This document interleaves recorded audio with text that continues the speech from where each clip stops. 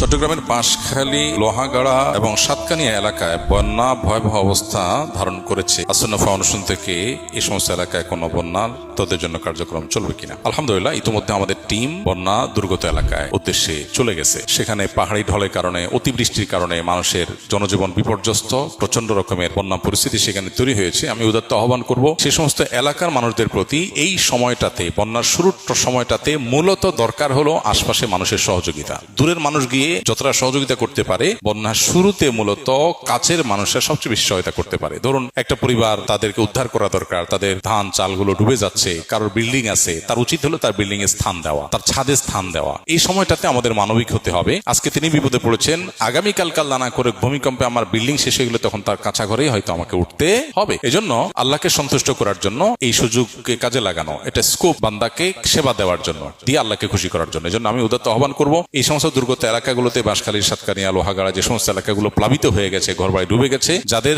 সামর্থ্য আছে, যাদের বড় দালান কোঠা আছে, তারা অন্যদেরকে, আশপাশের প্রতিবেশীদেরকে সকল প্রকার ভেদাভেদ ভুলে গিয়ে, এমনকি হিন্দু মুসলিম নির্বিশেষে প্রত্যেকটা মানুষকে আশ্রয় দিবেন এবং সবাইকে বেঁচে থাকতে সাহায্য করবেন। এটা হলো স্থানীয়দের সবচেয়ে বড় কাজ এবং এই মুহূর্তে তাদের কাজটা সবচেয়ে বেশি জরুরি। আমরা দূর থেকে গিয়ে যতটা করতে পারবো তারা আরো বেশি করতে পারবেন। অনেকে স্বার্থপরের মতো, আমি আমার ফ্যামিলি ভালো আছি, বাস দরজা বন্ধ করে দেওয়া, বাকি সব দুনিয়া ডুবে যাক, আমার কিছু করার নেই।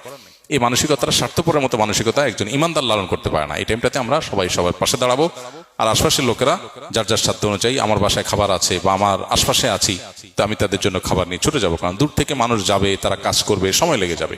আসন্না ফাউন্ডেশন আলহামদুলিল্লাহ প্রতিবারই বন্যা হোক, অন্য যে কোনো দুর্গতি আসুক না কেন, দুর্যোগ আসুক না কেন, সেগুলোতে কাজ করে। আমরা এখানেও কাজ করবো ইনশাআল্লাহ। শুধুমাত্র ত্রাণ কার্যক্রম নয়, আল্লাহ চাহেন তো যদি ঘরবাড়ি ক্ষতিগ্রস্ত হয়ে থাকে, বন্যার পরে ইনশাআল্লাহ পুনর্বাসন করা, ঘরবাড়ি করে দেওয়া। মানুষ তো সাধারণত আপনার চিড়ামুড়ি এটা সেটা দিয়ে চলে আসে, আসন্না ফাউন্ডেশন সেটা করে না, বরং আসন্না ফাউন্ডেশন শেষ মুহূর্ত পর্যন্ত কাজ করে। আমরা ইনশাআল্লাহ শুধু ত্রাণ না, ত্রাণের চাইতে বেশি ইনশাআল্লাহ পুনর্বাসন কার্যক্রম করব। ত্রাণ তো করবই, ত্রাণ কার্যক্রম তো চলবেই। এই মুহূর্তে যে ক্রাইসিসটা আছে, একটু পানি শুকায় গেলে তখন মেইন ক্রাইসিসটা শুরু হয়। তখন খাবার দাবার, যারা উপার্জন দিন আনে দিন খায়, তাদের চাল ডাল থাকে না। তো আমরা প্রতি বছরই চাল ডাল দিয়ে তাদেরকে অন্তত 1-2 মাস যাতে তারা যেন সার্ভাইভ করতে পারে, মাথা সোজা করে দাঁড়াতে পারে, সেই ব্যবস্থা আমরা করি। তো ইনশাআল্লাহ সাময়িক ত্রাণ কার্যক্রম, তারপরে পার্মানেন্ট ত্রাণ কার্যক্রম এবং পুনর্বাসন কার্যক্রম, তিনটে আমরা করবো ইনশাআল্লাহ সাধ্য অনুযায়ী। ইতিমধ্যে আমাদের টিম দুর্গত এলাকার উদ্দেশ্যে রওনা হয়ে গেছে। আল্লাহ তাআলা দুর্গত ভাইদের দুর্গতি দূর করে দিন, তাদের কষ্ট আল্লাহ তাআলা লাঘব করে দিন।